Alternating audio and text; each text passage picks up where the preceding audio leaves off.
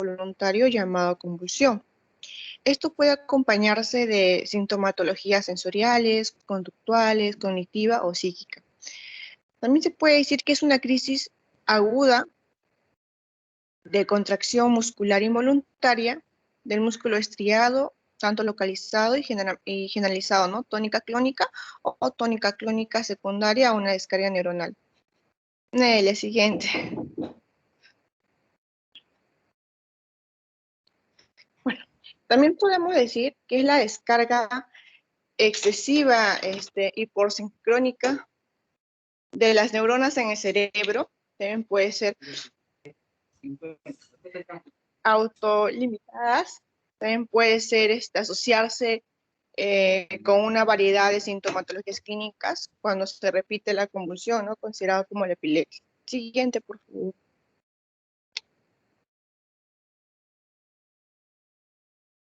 Según la Organización Mundial de Salud, lo define, ¿no? Que es el síndrome convulsivo, que es considerado un sinónimo de la epilepsia, es la tendencia de las crisis recurrentes.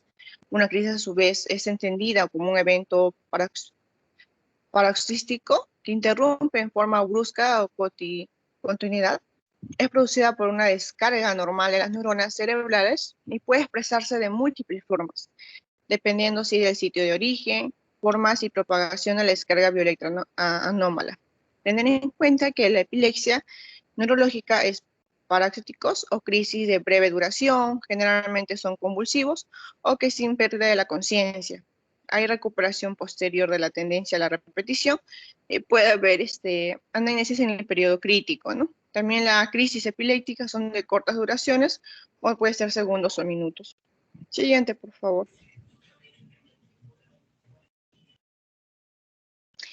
Hablando sobre la parte etiológica, tenemos que tener en cuenta que este es uno de los aspectos en los que se van a clasificar, su clasificación sindrómica es de gran utilidad, ¿no? Porque va a llevar a implicar la definición de cuáles son los síndromes de tipo genético o cuáles son los adquiridos, en las cuales vamos a clasificar la crisis según la etiología, en lo que son las genéticas, estructuras metabólicas y desconocido.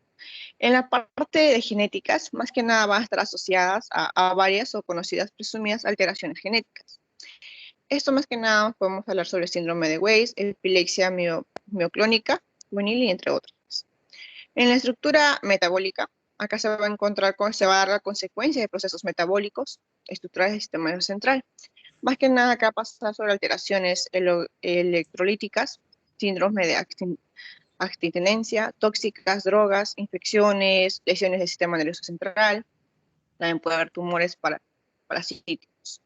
Y en la parte desconocido, bueno, no acá no habla, no, teóricamente no habla sobre la fecha, ¿no? También tenemos que tener en cuenta que en general todas las epilepsias parciales en las que en los que los estudiantes pueden permitir no identificar etiológicamente una no evolutiva, particularmente si se inicia después de los 18 años. Van a meditar estudios de imágenes diagnósticos para confirmar las descargas de enfermedades estructurales y evolutivas. Bueno, doctor, eso es todo. Vamos a hablar, mi siguiente compañera va a hablar un poco más.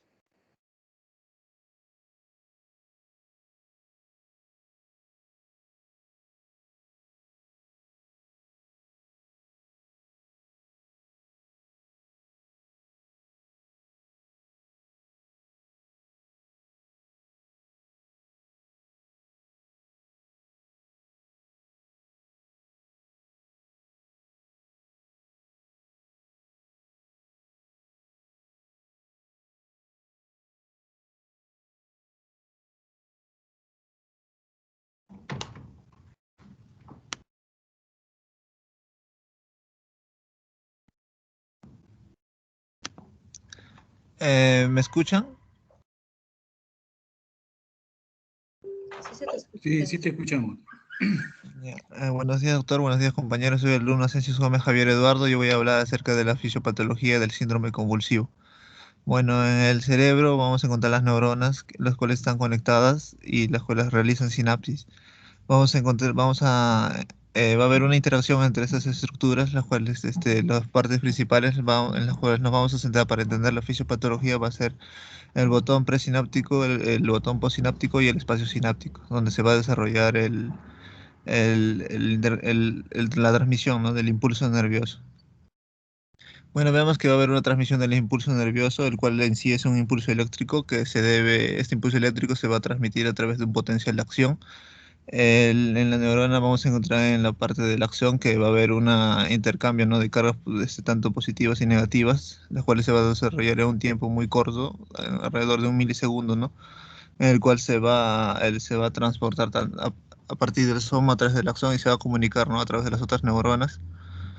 Entonces aquí en esta gráfica de la sinapsis es donde nos vamos a centrar y vamos a ver donde en el botón presináptico vamos a encontrar cuando llega el impulso nervioso de forma normal, ¿no? Llega, entonces va a estimular, ya sea para que prosiga el impulso nervioso, para que se excite, ¿no? Para que aumente ese impulso nervioso, se va a secretar cierto tipo de neurotransmisores, ya sean neurotransmisores excitatorios para que prosiga el impulso nervioso o para que se detenga y limitarlo y se secreta entonces los neurotransmisores inhibitorios. Entonces acá podemos ver, ¿no? Que a través de los intercambios de iones llega la transmisión, ¿no?, del impulso nervioso y entonces se van a secretar los neurotransmisores.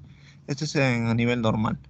Y por ello es necesario conocer estas estructuras, no tanto el botón presináptico, postsináptico y el espacio sináptico. Bueno, ¿qué va a ocurrir en las crisis epilépticas? Se dice que va a ocurrir un cambio de despolarización paroxística.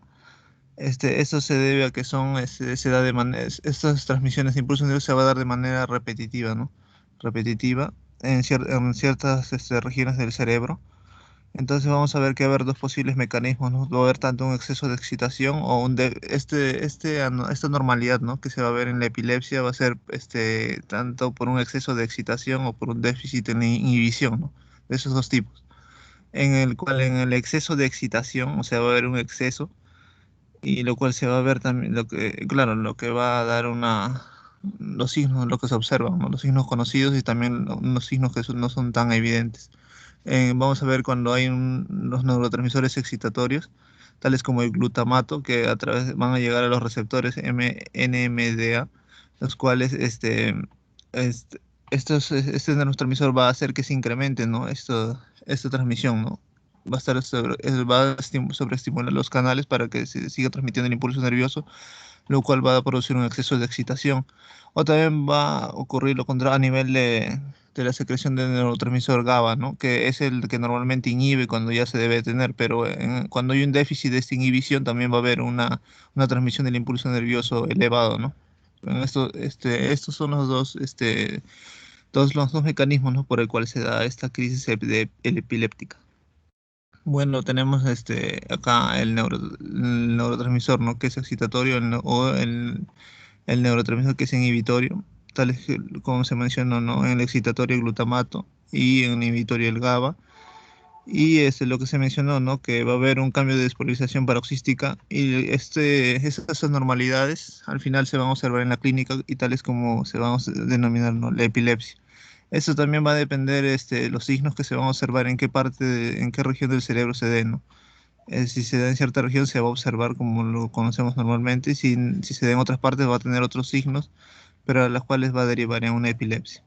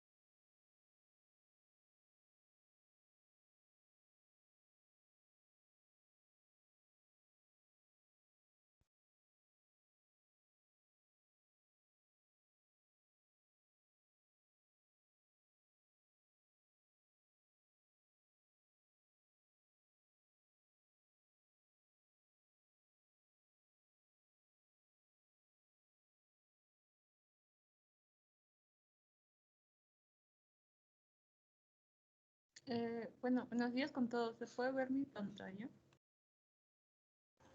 Sí se ve, Caro. Bueno, siguiendo con la exposición, vamos a hablar acerca de la clasificación de las convulsiones.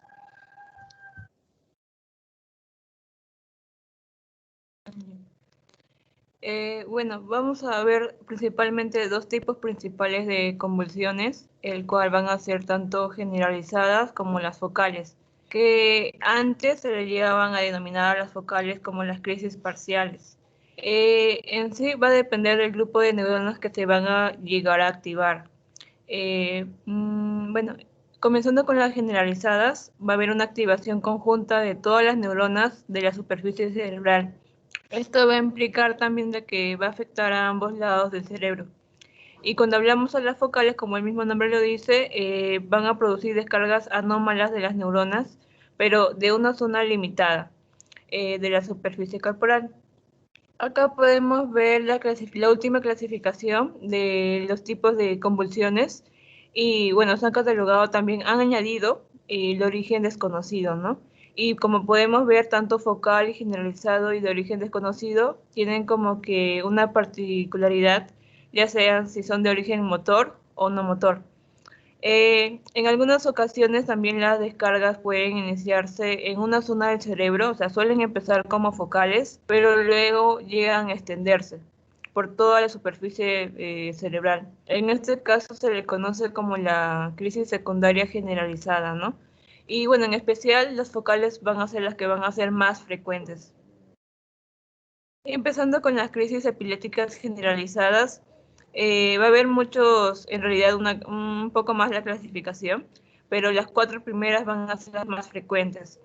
Empezando con las convulsiones tónicas clónicas, o también antes conocida como el gran mal, se va a producir una pérdida brusca de conocimiento que en estos casos va a originar una caída. Como el mismo nombre también lo comenta, va a empezar con la fase tónica. Esto quiere decir que la persona va a presentar una rigidez en su cuerpo, ¿no? En todo su cuerpo. Luego va a seguirle una fase clónica, la cual cuando se producen estos movimientos, ¿no? Convulsivos rítmicos de las 4 extremidades. Durante estas convulsiones la persona puede morderse la lengua, expulsar también la orina y también, como les comento, suelen caerse porque tienen por estos movimientos y también por la pérdida de conciencia. En sí, las convulsiones generalizadas no se llegan a dividir tanto con la alteración o no de la conciencia porque generalmente la mayoría pierden la conciencia. A comparación de las focales, ahí sí va a haber una división. En ocasiones también puede haber algún tipo de movimientos, ya sea oculares, parpadeo y, bueno, de otras partes del cuerpo, ¿no?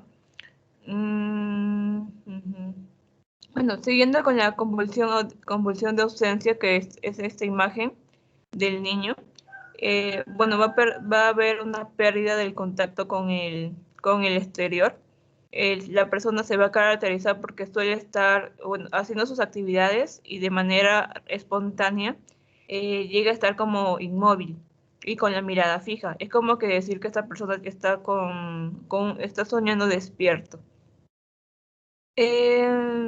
Además se van a caracterizar porque van a ser de corta duración, suelen ser de pocos segundos y pues debido a su brevedad pueden pasar desapercibidas. Además que se va a caracterizar porque van a ser muy comunes tanto en niños como en adolescentes. Y además que se llegan a repetir, ¿no? Varias veces del día y pues por esa misma razón es que llega a alterar la atención y llega a haber una dificultad en el aprendizaje. En algunos casos se suele superar en la pubertad. La crisis mioclónica también van a ser sacudidas, pero van a ser breves. Van a afectar a todo el cuerpo, pero generalmente se enfoca en los miembros superiores. Y por esta misma razón que se suelen provocar la caída de los objetos, ¿no? También son muy breves, de escasos segundos de duración. La crisis generalizada atónica, en la siguiente imagen, la tónica, se va a producir una pérdida brusca del tono muscular, generalmente de todo el cuerpo. También suele ser de muy pocos segundos y la recuperación va a ser de manera instantánea. También por esa misma razón suelen ser muy frecuentes las caídas, las lesiones, las fracturas. También no tan comunes tenemos tanto la tónica y la clónica. La tónica, bueno, el cuerpo se va a poner rígido, en otras palabras. Y la clónica es cuando la persona tiene a presentar estos, llega a temblar, se llega a sacudir, ¿no? Ahora con respecto a las crisis epilépticas focales, que antes eran llamadas las simples, acá sí se va a poder dividir tanto si hay alteración o no de la conciencia. Va a depender también de qué área del cerebro está afectado, ¿no? Comenzando cuando no hay conciencia en las crisis focales, las motoras, la primera manifestación son los movimientos involuntarios, posturas anómalas o parálisis de una parte del cuerpo. En las sensitivas se va a producir una alteración de la sensibilidad, ya sea van a sentir como tipo de hormigueo, una sensación de calor o frío, llegan a presentar estos olores intensos, alteraciones visuales y dolor, ¿no? Un cierto dolor que afecta una parte del cuerpo. Cuando hablamos de alteraciones autonómicas, va a haber estos cambios de temperatura, sudoración y una salivación excesiva, como también la piloerección. En las cognitivas va a haber una dificultad, ya sea para expresarse como también para comprender. Hay vivencia de recuerdos, sensación de déjà vu, y también esa sensación de pensamiento repetitivo. En las emocionales va a haber como que va a presentar unas emociones intensas, pero no va a tener mucha relación con la situación del momento, ¿no? Y como les comentaba, esto se puede extender, ¿no? Puede empezar de manera focal, pero luego extenderse y activar otras zonas. Ahora, cuando hablamos de crisis focales con alteración de la conciencia, acá ya, bueno, como le dice, va a perder la conciencia, una pérdida del conocimiento, sin perder el tono muscular, y normalmente la persona va a quedar absorta y sin respuesta a estímulos externos. También se suele asociar a movimientos automáticos como movimientos de masticación, también movimientos de las manos, ¿no? Como empiezan a sujetarse a cada rato la ropa, coger objetos del entorno, abrocharse. Puede durar varios minutos y la recuperación va a ser progresiva a lo largo de los segundos o ya sea minutos. La persona luego a la hora de recuperarse llega a estar como que confusa, un poco aturdida. Y la siguiente sería las crisis focales que les comentaba, que empiezan siendo de una determinada área, pero luego al extenderse y activar otras zonas, a otras neuronas, llegan a hacer una crisis focal generalizada. La más común, la tónica clónica, bilateral. Y bueno, esto también resume los tipos de convulsiones, ¿no? Los más generales, los más comunes. Bueno, eso sería todo. Gracias.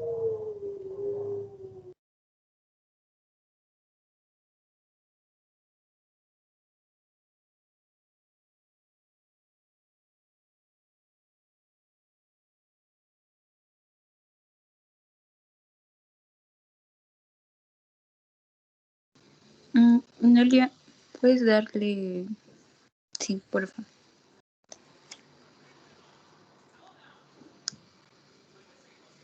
Ya. Buenos días, doctor. Buenos días, compañeros. Voy a exponer acerca de lo que es el diagnóstico y también el diagnóstico diferencial en caso de lo que es síndrome convulsivo. La siguiente, por favor. Bueno, si hablamos en cuanto al diagnóstico, en este tipo de trastorno, lo que básicamente se realiza o el médico evalúa es, en primer lugar, los síntomas y los antecedentes que estas personas tengan, que por lo general, para ya poder establecer un diagnóstico como tal, al menos se deben de haber presentado 2 a más sucesos de lo que vendría a ser una convulsión. Asimismo, el médico va a pedir algunos exámenes, ¿no? Que ya los vamos a mencionar más adelante. La siguiente, por favor.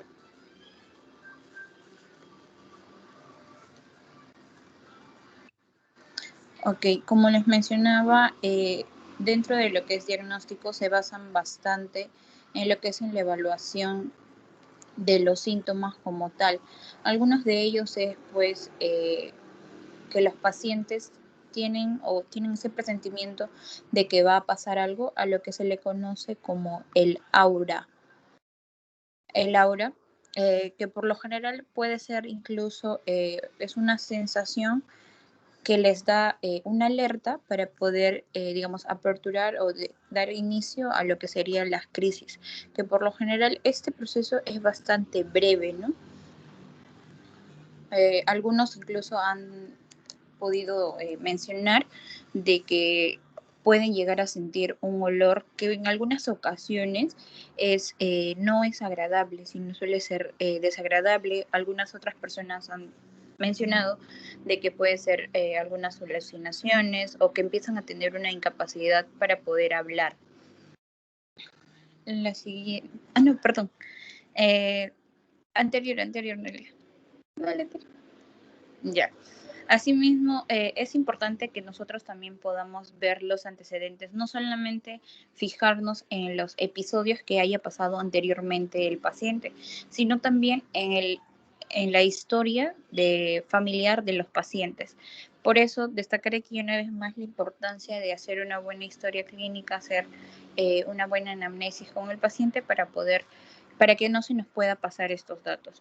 Ahora, si en caso los pacientes llegaran a tener lo que es la inconsciencia, en la mayoría de los casos, los familiares o los testigos que se han encontrado y han podido evidenciar el suceso no suelen tener muchos detalles y por eso debemos tener un poquito más de cuidado al momento de tomar estos datos, porque como menciono, es importante saber no solamente cómo pasó, sino también algunas otras características como el tiempo de duración de la crisis que pasa el paciente, si es que perdió o no la conciencia, si es que hubo lesiones o no, y si es que anterior a esto quizás pudo haber pasado, como lo que mencioné al inicio, de lo que es el aura que ellos pueden tener, ¿no? Ahora, algunos de los exámenes que se va a pedir para poder ver o para poder hacer un diagnóstico, la siguiente, Nelly, ahora sí.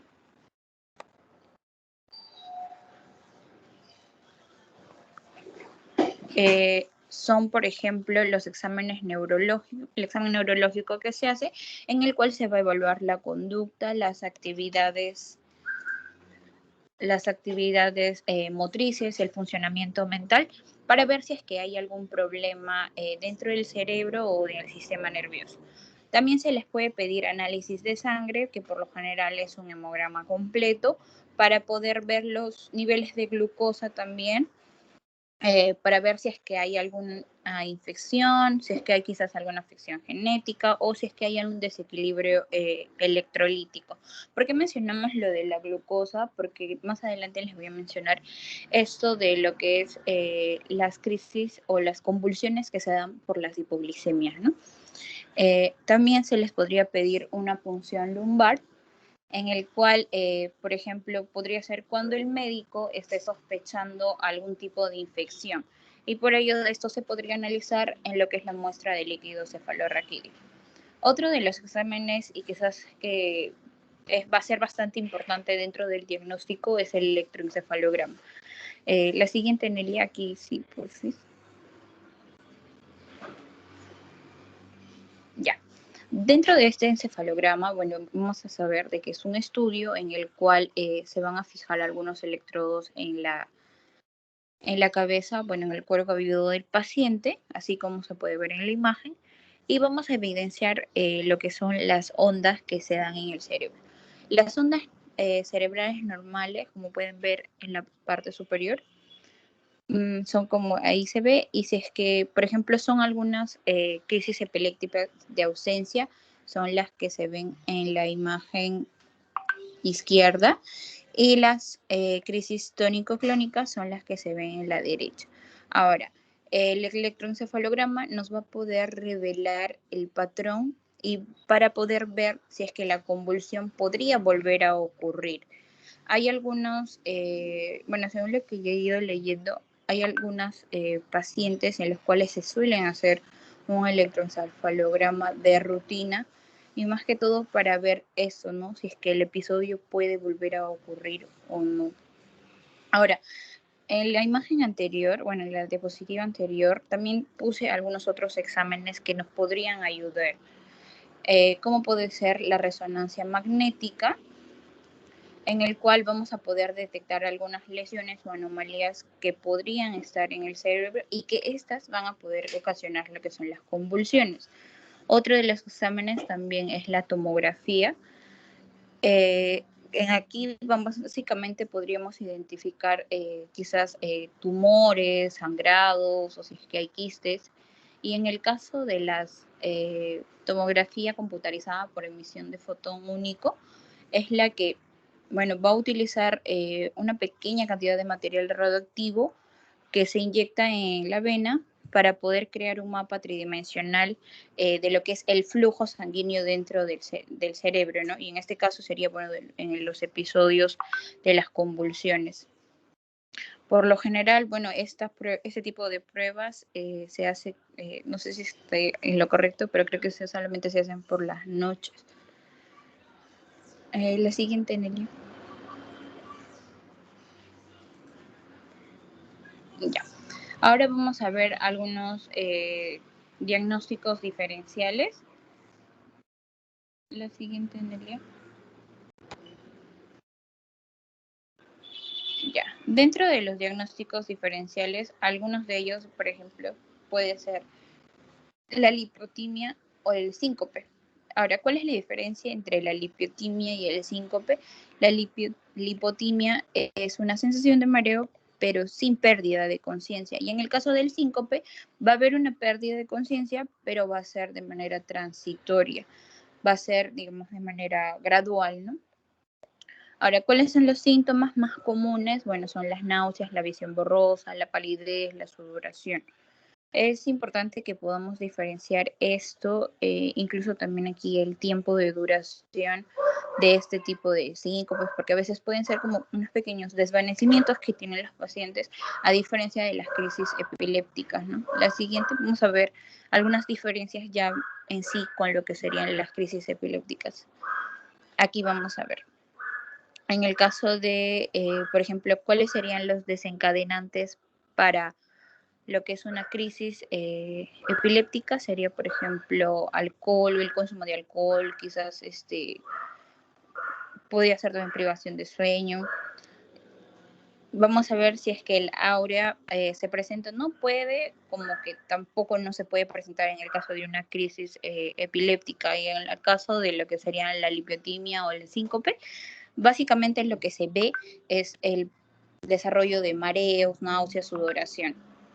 El tiempo de duración, como les mencionaba, en lo que es síncope o lipotimia es bastante corto, que puede durar entre 10 a 20 segundos. Y en el caso de una crisis epiléptica va a ser un tiempo de al menos de 1 a 2 minutos, ¿no? También vemos que el tono, bueno, en el caso de lo primero va a ser una hipotonía y en el caso de una crisis como tal ya es una hipertonía.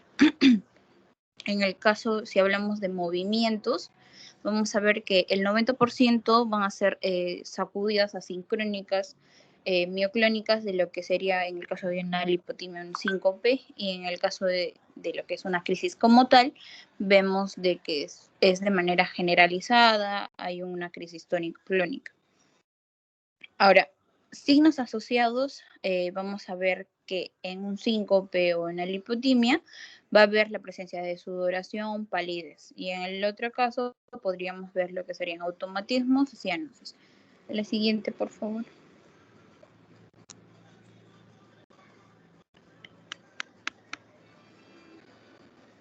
Nelia.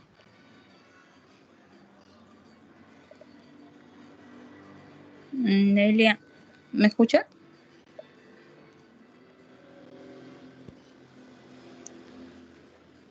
¿Me escuchas? ¿No se nota? Hola. Ya. Ahora, otro de los diagnósticos diferenciales que podemos ver o tener aquí es las crisis de inconsciencia psicogénica. En este tipo de crisis vamos a ver que hay crisis hipercinéticas. Tenemos que diferenciar las crisis hipercinéticas con las crisis tónico-clónicas o las focales complejas. Dentro de lo que serían las crisis hipercinéticas, vamos a ver que incluso en algunas ocasiones hay actos violentos que por lo general pueden ser de maneras autodirigidas y que podrían terminar incluso en episodios en los cuales los pacientes lloran, ¿no? Como, no sé si es que Caro, creo que mencionó hace un ratito, que también el factor emocional dentro de este tipo de crisis es bastante minucioso para podernos dar cuenta, porque para poder diferenciarlo sobre todo de este tipo de crisis de inconsciencia psicógena, ¿no? Porque más que todo esto está desarrollado o está de la mano de este tipo de, digamos, de no poder controlar las emociones como tal.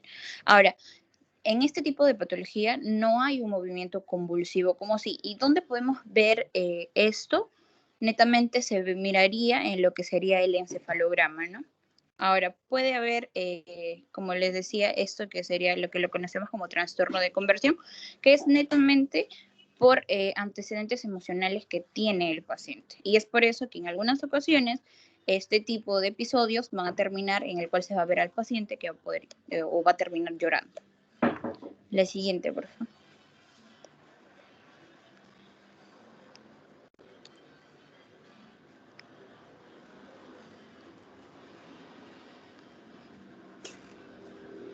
Ya. Y ahí vamos a ver la diferencia entre las crisis epilépticas tónico-clónicas con las crisis psicógenas. Ahora, quizás para no extenderlo mucho, lo podríamos ver bastante así rápido, en el cual, por ejemplo, el nivel de la, más que todo esto es ya laboratorio, por ejemplo, el nivel de prolactina en el caso de las crisis epilépticas va a estar elevado y en el caso de las psicógenas va a estar normal. Y esto es netamente por, digamos, más fisiológico que quizás algún otro factor, ¿no? Porque en lo psicógeno, como les mencionaba, es mucho más relacionado a la parte emocional de los pacientes. La siguiente, por favor. Ya, aquí vamos a ver también lo que serían las crisis pseudoepilépticas, que son bastante similares a las anteriores, en las cuales, como les decía, estas están asociadas a lo que es el trastorno de conversión y que en algunas ocasiones va a estar también bastante marcado por lo que sería un antecedente de estrés psicológico. Aquí ya vamos a ver las diferencias en cuanto a, por ejemplo, ya no tan valores de laboratorio, sino más sobre características netas, como por ejemplo la duración. Si una crisis va a durar entre segundos o minutos y una pseudocrisis va a ser algo mucho más prolongado. En cuanto a la apertura ocular, por ejemplo, en las crisis puede ser o como no puede ser, se puede evidenciar lo de los ojos. En cambio, en la pseudocrisis sí. En el caso de las crisis, la conciencia no se va, vamos a ver que hay pérdida de conciencia y en la pseudocrisis se mantiene la conciencia, es decir, no hay pérdida. Y así algunas otras características, ¿no? La siguiente, por favor. Como les mencionaba también al inicio, es importante que nosotros podamos identificar si es que estas convulsiones se deben a lo que es una hipoglicemia como tal o podría ser por algún daño quizás dentro del cerebro como tal, ¿no? Y aquí podemos mencionar lo que sería la triada de Whipple, en el cual vamos a ver tres cositas, por eso es triada, ¿no? El nivel de la glicemia, los datos clínicos y dentro de los datos clínicos, si hablamos a nivel de neurología, vamos a tener neurogénicos y neuroglicopénicos. Y aquí en los neuroglicopénicos es que vamos a encontrar a lo que serían las convulsiones como tal. Y otro de los factores dentro de la triada es que esta hipoglicemia o esta hipoglicemia va a mejorar o al nivel de regulación ya hay mucha mejora. Entonces, a esto es lo que nosotros conocemos como la triada de Whipple. Y eso sería básicamente todo en cuanto a diagnóstico diferencial. Obviamente que vamos a tener algunos otros más, ¿no? Como por ejemplo puede ser la migraña con aura, que es netamente auras clásicas, pero que están dadas por una migraña como tal, y que estas se pueden confundir con lo que serían las crisis focales simples, o también podríamos tener otros de los diagnósticos diferenciales, como sería el accidente isquémico transitorio, en el cual hay un desarrollo de un pequeño cuadro de focalidad neurológica que es bastante breve. Gracias. Doctor, buen día, compañeros, buenos días. A mí me ha tocado exponer sobre lo que es el manejo inicial del síndrome convulsivo, para lo cual debemos de tener en cuenta siempre que una primera convulsión va a ser un suceso traumático siempre para el paciente, un suceso traumático físico y psicológico, ¿no? Y este va a repercutir en su vida familiar, en su vida laboral, en su vida social. Entonces, es importante para el paciente y para nosotros también en nuestra práctica, en la práctica médica, el reconocimiento inicial del síndrome convulsivo y para hacer más eficiente la labor que vamos a cumplir, ¿no? Entonces, a ver. Entonces, vamos a hablar para hablar del manejo inicial del síndrome convulsivo, debemos de plantearnos ciertas preguntas, ¿no? Si fue realmente una convulsión, debido a que estamos viendo, como decía Ingrid, ciertos diagnósticos diferenciales. Entonces debemos tener la certeza de que hay realmente un síndrome convulsivo, para lo cual debemos de recordar nuestras definiciones, ¿no? De qué cosa es un síndrome convulsivo, de qué comprende, si hay movimientos musculares involuntarios o convulsivos, como dicen la misma palabra, si son generalizados o son focales, y si son focales, si son con o sin compromiso de conciencia, si son movimientos tónicos, clónicos, movimientos tónico-clónicos también. Dentro de estos también están las convulsiones provocadas y las convulsiones no provocadas. Que esta clasificación la encontré dentro de la Liga Internacional contra la Epilepsia, en el cual es muy importante saber si son convulsiones provocadas o no provocadas, porque dependiendo de esto también y de la cantidad de episodios sucedidos, vamos a tener un concepto de qué cosa es epilepsia. Entonces, una convulsión provocada, por ejemplo, es una alteración orgánica a nivel sistémico, que puede ser tanto producida por una infección, por un trauma, puede ser metabólico. Y una convulsión no provocada es de causa desconocida, que es la que en este momento es la que va a ser más importante. ¿Para qué? Para saber qué cosa es una epilepsia, ¿no? Esta es desconocida, tiene más riesgos de episodios que esta, que es la provocada, y esta, como les estaba diciendo, estas no provocadas me van a dar la idea de qué cosa es una epilepsia, debido a que la epilepsia actualmente se considera como 2 o más convulsiones no provocadas, o sea, reflejas, y con una separación mayor a 24 horas. Eso es importante que lo recordemos para esta parte de la exposición. O también, en todo caso, una convulsión no provocada más una probabilidad de una crisis más alrededor de los 10 años siguientes, y debido a que va a haber un riesgo de un 60% en, ¿cómo se llama?, cuando hay una lesión traumática, cuando hay infecciones, cuando hay una enfermedad cerebrovascular. Entonces, ya sabiendo y teniendo claro estos conceptos, vamos a preguntarnos, ya tenemos un paciente que ha tenido una crisis convulsiva, una supuesta crisis convulsiva, ¿no? Entonces, lo que vamos a hacer es preguntarnos qué pasó antes de la crisis, qué pasó durante la crisis y qué pasó después de la crisis. Todas estas preguntas nos las va a responder el paciente cuando esté consciente, o si no, el acompañante, sobre todo en la parte de qué pasó durante la crisis. Por eso es muy importante las preguntas que vamos a realizar, ¿no? ¿Qué pasó antes de la crisis? Bueno, antes de la crisis Antes de perder la conciencia, hay dos aspectos importantes que debemos de indagar, que son las circunstancias relacionadas, como es la abstinencia de alcohol, el consumo de drogas, si hubo ejercicio prolongado por el paciente o de privación de sueño, también nos pueden causar una crisis convulsiva. Y también, qué sintió el paciente antes de desvanecerse. Si sintió miedo inexplicable, te dicen, no, sentí que mi cuerpo estaba muy frío, si tuvo palpitaciones en el pecho, o dolor precordial. Dolor precordial, recordamos una rotación anterior, estábamos hablando de síncopes, estábamos hablando de problemas cardiogénicos.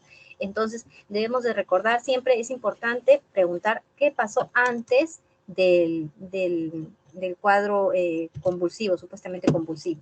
¿Qué pasó durante? Va a ser la pregunta específicamente más dirigida al familiar, ¿no? A la persona que le está acompañando.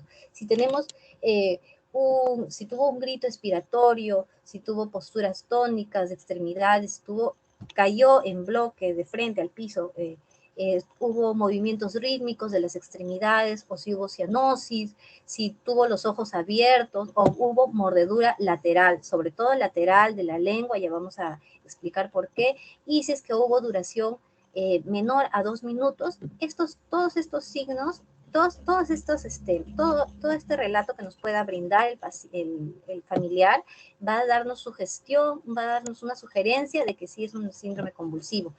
Y si tiene, por ejemplo, a diferencia de movimientos asincrónicos, si el paciente permanecía quieto en la crisis, si fue un movimiento ocasional de las extremidades, o si fue algo pequeño de una corta duración de 1 a 15 segundos, vamos a tener una sugestión de un síncope o una crisis psicógena. Luego de esto también vamos a preguntar qué pasó después de la crisis. Si estuvo en un estado posictal, nos va a dar la sugerencia de que es 5 veces más probable de que se trate de una convulsión.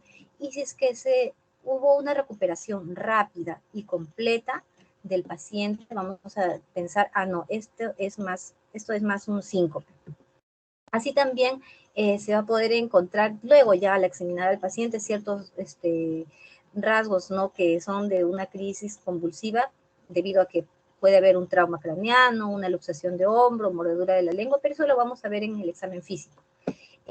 Luego de hacer estas preguntas nos vamos a plantear diagnósticos diferenciales, ¿no? Entonces, al plantearnos diagnósticos diferenciales, el principal diagnóstico diferencial va a ser que puede haber sido ocasionado por un síncope. También va a ser causado por hipoglicemia, también por un ataque sistémico transitorio, puede ser una cataplegia también, que es un trastorno motor asociado a una fuerte emoción, o puede ser un trastorno paroxístico no epiléptico, para lo cual, viendo el principal diagnóstico diferencial, podemos preguntarnos si es una convulsión o es un síncope. Si es una convulsión o es un síncope, también se preguntó Sheldon y colaboradores en el 2002, y así sacaron el score de Sheldon, en el cual tenemos mordedura de lengua, tenemos si existe aura, rotación de cabeza, si hubo confusión post-crisis, presíncope previo, sudoración previa al episodio, ortostatismo prolongado, cada una de estas con una valoración, y se va a sumar el valor que tienen cada uno de estos. Si la puntuación es mayor a 2, podemos decir que ha sido una epilepsia. Si es de 1, no es concluyente, y si es menor a 1, va a ser un síncope. Entonces ya nos está dando el camino para saber cómo vamos a actuar con este paciente. Entonces, vamos a tener en cuenta, para un síncope y una crisis convulsiva vamos a tener características ciertamente distintas, ¿no? Un cuadro previo a un síncope, un pródromo de síncope va a tener sudoración, palidez. En cambio, vamos a tener un aura en una crisis convulsiva. Puede ser epigastralgia, puede ser alucinaciones de olores fuertes, pueden ser también sensación de emociones fuertes. Vamos a tener en una crisis convulsiva movimientos pequeños, asincrónicos, después pérdida de conciencia. En cambio, los movimientos del síncope van a ser amplios, rítmicos, va a haber rigidez, automatismo, va a haber mordedura de punta de la lengua en un síncope. Y también pérdida de control de esfínteres, que va a ser poco frecuente. Además, la mordedura de lengua va a ser en una crisis convulsiva lateral. Y también vamos a tener un poco más de frecuencia cuando hablamos de control de esfínteres. Y después del proceso, después de este síndrome convulsivo, de este episodio, vamos a ver que en un síncope vamos a tener una recuperación completa y espontánea, una amnesia de episodio poco frecuente, y en un episodio de crisis convulsiva vamos a tener un paciente que tiene confusión, tiene una recuperación en un tiempo mayor y una amnesia de episodio frecuente. Luego de esto también, como estaba mencionando Ingrid, debemos de diferenciar una crisis convulsiva de una crisis psicógena o no epiléptica, dentro de lo cual tenemos ya había mencionado a mi compañera, cosas que ya había mencionado a mi compañera, pero sobre todo aquí he visto que se habla mucho más de la mordedura de lengua, que es más frecuente en una crisis convulsiva y también que es lateral, a diferencia de una crisis psicógena, que es raramente un paciente tiene una mordedura de lengua, y si es que va a ocurrir, pues lo hace en la parte delantera. Y bueno, también la forma de inicio, ¿no? Que es brusca, de la crisis convulsiva, la duración mayor a 2 minutos, es rara, en cambio es un poco más frecuente de una crisis psicógena. El inicio del sueño, inicio en el sueño es posible en la crisis convulsiva, es raro que ocurra en una crisis psicógena, y así todos los que estamos viendo a continuación. Bien. Entonces, ya estamos dándonos cuenta de si es realmente una crisis convulsiva. Luego de esto vamos a preguntarnos, ¿no? ¿Esta crisis es realmente no provocada? O sea, ya sabemos en este momento que sí, estamos aparentemente tenemos aparentemente delante un paciente con crisis convulsiva, pero tenemos que saber si es provocada o no es provocada. El 50% de las crisis son sintomáticas, agudas, asociadas a condiciones sistémicas o lesiones cerebrales agudas producidas por trastornos electrolíticos, metabólicos o tóxicos, de un 3 a un 5%. Lesiones vasculares cerebrales, que son la mayoría, que son un 30%. Traumatismo encefalocraneano, que está en un 13%, y neuroinfecciones en un 16%. Entonces, yo tengo que descartar que la convulsión del paciente que estoy viendo, como les dije, sea provocada por algún factor, o que realmente sea no provocada, ¿no? Dado que a la presencia de 2 crisis no provocadas aumenta significativamente el riesgo de crisis recurrente. ¿Por qué? Porque recordemos el concepto de epilepsia, que es 2 crisis o convulsiones no provocadas con una separación de 24 horas, ¿no? Entonces ya no estaríamos hablando de un paciente con una convulsión simplemente, sino ya tenemos a un paciente que tiene frecuencia de convulsiones. Vamos a tener diferente trato con el paciente y vamos a tener un diferente diagnóstico y tratamiento, ¿no? Claro, debemos estar seguros que la crisis actual es de una crisis no provocada, para lo cual insistimos y debemos de preguntar debemos de estar seguros, ¿no? Si hubo crisis aisladas, si hubo desconexión del medio o si hubo mioclonías. Si hubo una crisis aislada, el paciente de repente ha presentado epigastralgia, ha presentado emociones fuertes en los días anteriores, o hubo sensación, alucinaciones olfatorias, alucinaciones visuales, hubo desconexión del medio debido a que tuvo comportamientos anormales. Recuerdo que en nuestra práctica, con mi grupo de práctica, el doctor nos comentaba que había una paciente que justo su familiar le explicaba, ¿no? que su paciente tenía comportamientos raros, extraños, y hacía muecas, y todos creían que la paciente estaba simplemente pasándose de chistosa o o algo relacionado, ¿no? Hacía muecas, decía cosas así incoherentes, y luego de esto la paciente pasó a hacer cada uno de estos comportamientos anormales más frecuentes en el transcurso de la semana, en el transcurso de los días, y luego al, por ejemplo, lavar los platos, se le caían los platos. Y aún así, los familiares pensaban que estaba molestando, estaba fastidiando a la paciente, hasta que ya empezó a tener sus desmayos, lo que ellos le decían desmayos, y luego empezó a hacer sus crisis convulsivas ya muy evidentes, ¿no? Entonces también es importante saber si es que hay brincos de extremidades en el día, o si dejan caer objetos con facilidad. Todo esto tiene que ir en las preguntas previas que se le tienen que hacer al paciente, ¿no?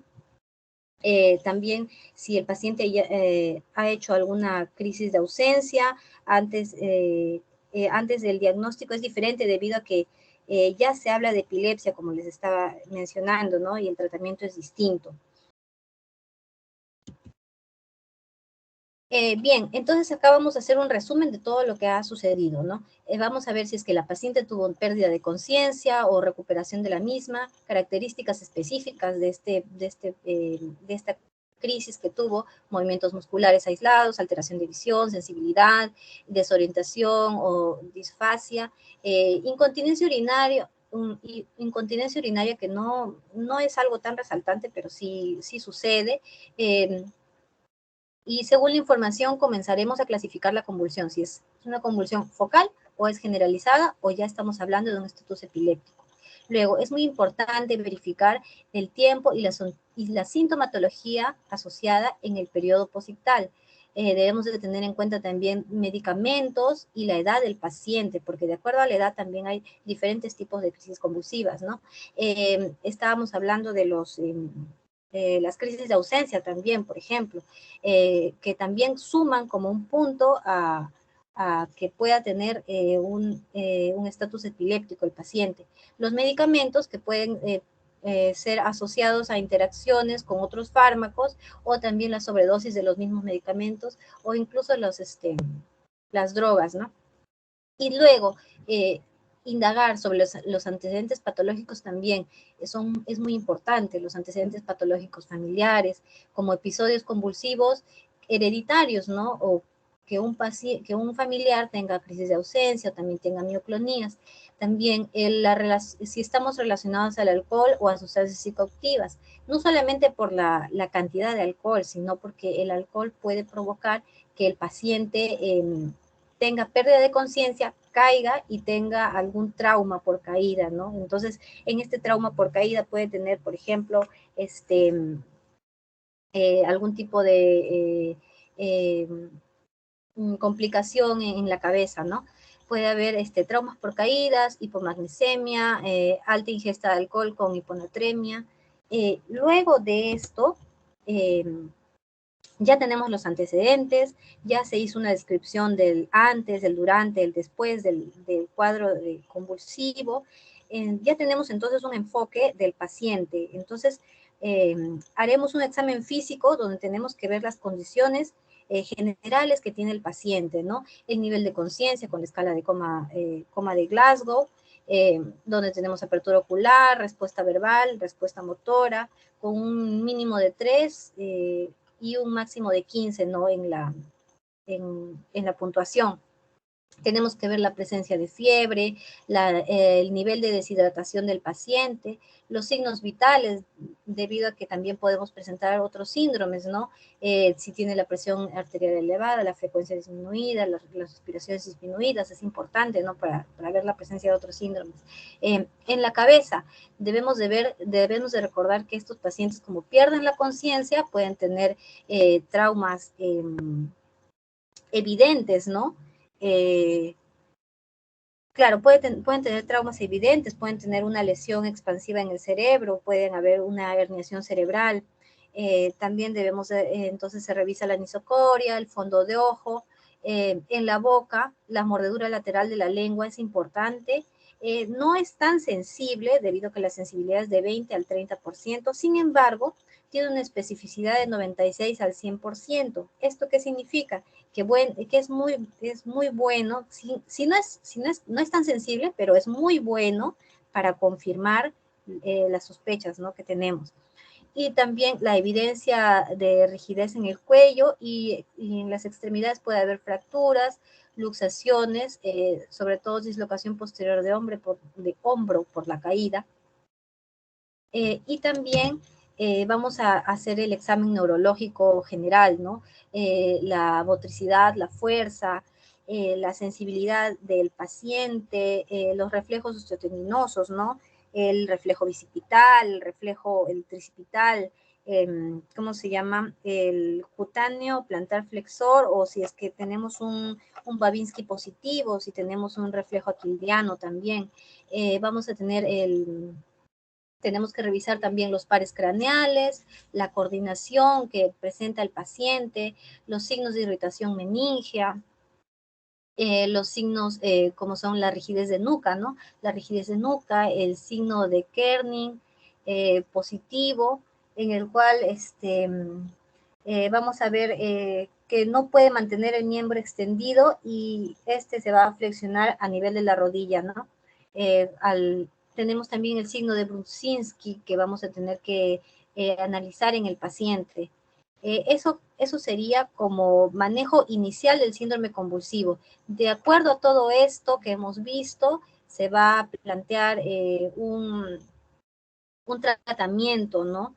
Y un diagnóstico primero, un diagnóstico y luego un tratamiento, un posible tratamiento. Eso sería todo, doctor. Muchas gracias.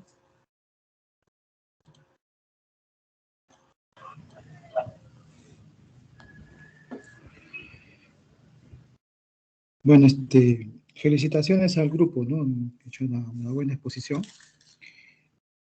Han explicado bien lo que se trata, ¿no? La fisiopatología, los síntomas, ¿no? Algunos diagnósticos diferenciales, ¿no? Es importante esto, ¿no? Y lo último que ha expuesto su compañera es muy importante porque para el manejo hay que definir, ¿no? ¿Alguna pregunta al grupo?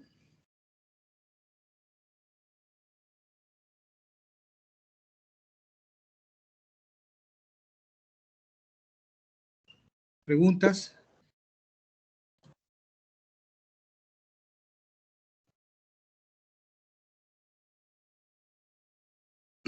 La presencia de convulsiones es frecuente, ¿no? Motivo de consulta tanto en consultorio como bastante también en emergencia, ¿no? Entonces, el paciente que presenta convulsión, que lo puede desarrollar en casa o lo encuentra en la vía pública y lo puede llevar, ¿no?, a un establecimiento de salud y uno tiene que ver, ¿no?, el paciente que llega con convulsión. Entonces, importante, como decía su compañera, ver los antecedentes de este paciente. Entonces, ahí está el concepto de lo que es epilepsia y una convulsión, ¿no? Entonces, básicamente, ¿no?, la práctica, el síndrome convulsivo de repente es algo que todavía no tiene diagnóstico, ¿no? Que puede ser por muchas causas. Por eso es importante el antecedente, importante hacer una buena anamnesis, ¿no? Si un paciente que ya convulsiona, ya tiene el antecedente, pero un paciente que tiene epilepsia, que puede ser generada, ¿no?, por una secuela vascular cerebral de diferente etiología, o de origen también idiopático, ¿no? Pero este paciente ya convulsiona, ya tiene tratamiento, ¿no? Entonces, si es que en caso, esa es una de las cosas que tenemos que tener en cuenta. Y lo otro es un paciente que por primera vez convulsiona. Usted le pregunta al familiar y le va a decir, es la primera vez que convulsiona. Entonces, ¿por qué convulsionará? Es la pregunta, ¿no? Entonces, ahí tenemos que hacer los diagnósticos diferenciales ya, ¿no? En el otro caso, en el caso que el paciente ya convulsiona, ya pues hay un diagnóstico, ¿no?, de la etiología que fuera. Pero si viene convulsionando, habría que buscar cuál fue la causa de la descompensación de este paciente que está presentando convulsiones. Entonces, ahí muy bien comentaba su compañera, ¿no?, a que este paciente pues tiene fiebre, su paciente que está tomando su medicación, porque la primera causa de convulsiones en el paciente que ya tiene catalogado, ¿no?, de epilepsia, es que no tome su medicación, ¿no? Entonces, o cambio de medicación, ¿no? O el paciente está teniendo alguna intercurrencia, ¿no? Por ejemplo, no está durmiendo bien, el consumo de alcohol, mucho tiempo en la computadora. Entonces, hay causas que tenemos que preguntar, ¿no? Entonces, en este caso, si es porque ha suprimido su medicación, bueno, si tiene convulsión hay que controlarlo y darle su tratamiento habitual que estaba recibiendo el paciente, ¿no? En ese aspecto. En el otro caso es aquellos pacientes que por primera vez convulsionan, ¿no? Por primera vez convulsionan y no tenemos la causa. Entonces, y tiene las características que dicen ustedes, el paciente que viene convulsionando, ¿no? Sobre todo las convulsiones generalizadas, ¿no? Las tónico-clónicas, ¿no? Esas son las que van, porque a veces, como bien decía su compañera, las convulsiones focales ni cuenta nos damos, ¿no? Porque puede uno pensar que es un tic, ¿no?, un movimiento involuntario. Entonces, como no son situaciones aparatosas, no podemos pasar como que es algo que no tiene mucha importancia. Sin embargo, estamos viendo, evidenciando convulsiones focales, ¿no? Como le digo, las que con frecuencia lo llevan, ¿no?, al hospital de urgencia y nos ponen en esta situación de saber qué cosa es lo que tiene este paciente, entonces hay que poner en marcha todo lo que han dicho sus compañeros, ¿no? Ver los diagnósticos diferenciales. Entonces puede ser problemas metabólicos. Y como decía bien su compañera, los problemas de hipoglicemia en los pacientes que en su mayoría pueden ser diabéticos, ¿no?, que toman hipoglucemiantes orales, utilizan insulina. Verse paciente cirrótico, ¿no? Los cirróticos, los pacientes renales, todos ellos nos pueden hacer convulsiones. Entonces, en estos casos tenemos que descartar, ¿no?, haciendo una buena anamnesis, ver qué problema de fondo tienen estos pacientes y hacer las pruebas en relación a estos factores metabólicos, ¿no?, hacerle su glucosa, ¿no?, ver cómo está su creatinina, ¿no? Entonces, estos pacientes, ¿no? Problemas metabólicos. Lo otro es, por ejemplo, que el paciente puede haber sufrido un trauma, ¿no?, que haya convulsionado por el trauma, o que el paciente tenga, un hipertenso, que venga con una cefalea intensa y esté haciendo pues un cuadro hemorrágico agudo, ¿no?, que puede convulsionar. Entonces, eso es importante, ¿no?, ver las causas. ¿Por qué? Como bien decía su compañera en la última parte, de eso va a depender el tratamiento, ¿no? Si es un niño, por ejemplo, que viene por una convulsión febril, vamos a bajarle la temperatura y probablemente con eso mejore, ¿no? Pero si es un paciente que tiene una irritación meningia, que tiene una hipertensión intracraniana, hay que tratar eso, ¿no? Y manejar la causa, ¿no? Pero tenemos que controlar las convulsiones también. Y para eso vamos a ver ya el manejo, ¿no?, el manejo ya farmacológico de estos pacientes, ¿no? Lo otro que también es importante y que lo han comentado es la presencia de pacientes que uno está en duda si es que convulsionan o no convulsionan. Esto de la convulsión psicógena, ¿no? Sucede, ¿no? Sucede y con cierta frecuencia, ¿no? Pacientes que tienen por alguna situación especial, mucha tensión, ¿no? Entonces, la guardia pasada, llegó una señora que lo traen de la puerta de ingreso del hospital, ¿no? El personal de admisión corriendo, ¿no?, con una silla de ruedas, la señora llega con movimientos convulsivos, ¿no? No bien definidos, como veía pues los brazos, se estiraba, ¿no? Entonces ahí uno tiene que evidenciar si es que es una convulsión o no, ¿no? Entonces, como bien lo decía su compañero, uno ve al paciente estoscópicamente, que es importante, y lo que puede ver es la cara, ¿no?, el paciente, ¿no? Ver cómo está la cara, y en este caso, por ejemplo, el paciente psicógeno parpadea, ¿no? Tiene un parpadeo, ¿no? Y uno le puede preguntar su nombre y está convulsionando y le da su nombre, ¿no? Entonces eso ya o responde parcialmente a algo, ¿no? Entonces, el paciente, sobre todo en las convulsiones coleo que son generalizadas, ¿no? Entonces, el paciente simula una convulsión generalizada, pero no hay trastorno de conciencia, ¿no? El paciente comienza, sigue convulsionando y le está dando datos, ¿no? Entonces, ahí ustedes pueden ya diferenciar el manejo, ¿no? Entonces, o sea, cuando hay convulsión generalizada hay trastorno de conciencia, ¿no? Incluso el paciente deja de convulsionar, ¿no?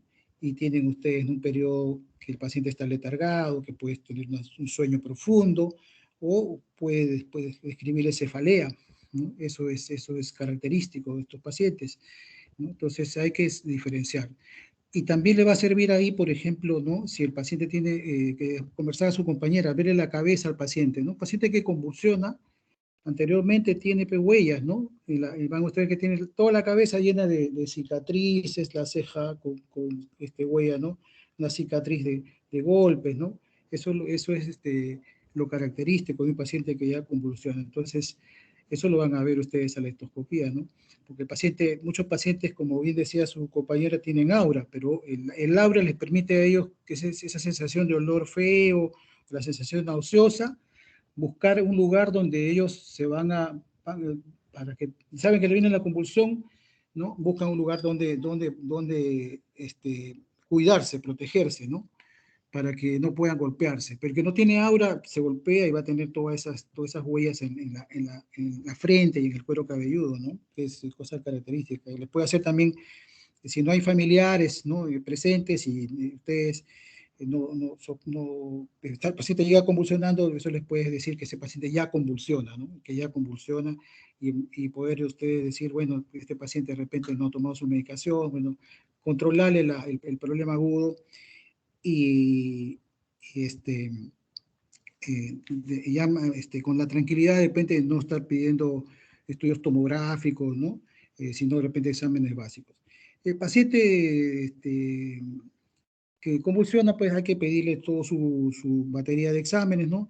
Y dentro de ello, cuando no estamos muy seguros, nosotros pedimos gasometría arterial, y en la gasometría arterial vemos el lactato. Si el lactato está elevado y uno está en duda que vea convulsión, entonces le suma, ¿no? Le suma para que vea convulsión, ¿no? ¿Por qué? Porque hay contracción muscular, ¿no? Con daño del tejido, ¿no? Entonces va a haber liberación del lactato, ¿no? Entonces eso les puede hacer ayudar para ver la diferencia, ¿no? Y si un paciente de repente ya convulsionó, lo trajeron y de repente ha sido un síncope, ha sido una lipotimia, o la familia muchas veces traen a pacientes con síndrome febril, que está tiritando y la gente lo cataloga que es una convulsión, que también hay que tenerlo en cuenta, ¿no? Entonces, este examen nos puede ayudar, ¿no? Aparte de la parte del examen clínico que bien ha comentado su compañera, ¿no? Y para terminar, ya solamente tener en cuenta que muchas veces, porque escuché hablar de crisis, ¿no? De crisis convulsiva, perdón, entonces cuando uno habla de crisis ya, hay convulsiones ya repetitivas, ¿no? Una cosa es que el paciente tenga su convulsión tónico-clónica y después lo puede traer al consultorio, ¿no? Puede presentar una convulsión y bueno, requiere estudio, pero el paciente recuperó. Pero hay muchas veces que el paciente comienza a convulsionar frecuentemente, ¿no? Y entre convulsión y convulsión no recupera la conciencia, o la convulsión dura más de 5 minutos, ¿no? Si han escuchado bien a sus compañeros, una convulsión dura entre 1 o 2 minutos como máximo, ¿no? Pero esta convulsión se va a 5 minutos, entonces es lo que se llama una crisis convulsiva, ¿no? Y va un poquito más el estado epiléptico, ¿no? Entonces el paciente ya requiere otro manejo, ¿no? Otro manejo. Bueno, no sé si hay una pregunta. Está muy buena la exposición. En la parte final que han concluido bien, ¿no? Con el manejo inicial es importante, ¿no? ¿Alguna pregunta?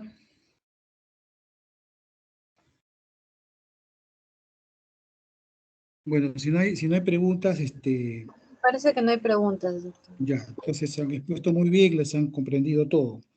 Bueno, y les voy a hacer ahora por la tarde llegar las dos clases de ayer.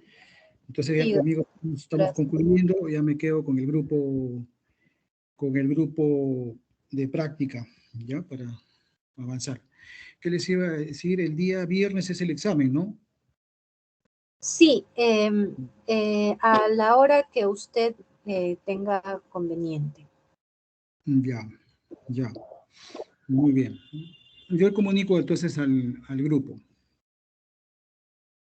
Está bien, doctor, muchas gracias. Lo que pasa es que tengo guardia ese día, ¿no? Entonces yo entro a las 8 y salgo a las 8 de la noche. O bien les tomo temprano o les tomo saliendo de la guardia. Entonces voy a quedar con ellos a ver cómo hacemos para el examen. En todo caso, doctor, como no es un grupo distinto al suyo, Me comunico contigo entonces. claro, sería, Ya, porque va a ser un poquito más difícil. Sí. ya, listo. Entonces contigo me comunico para poder quedar con ellos. Ok, doctor, muchas Ya, gracias. hasta luego, chicos, hasta luego.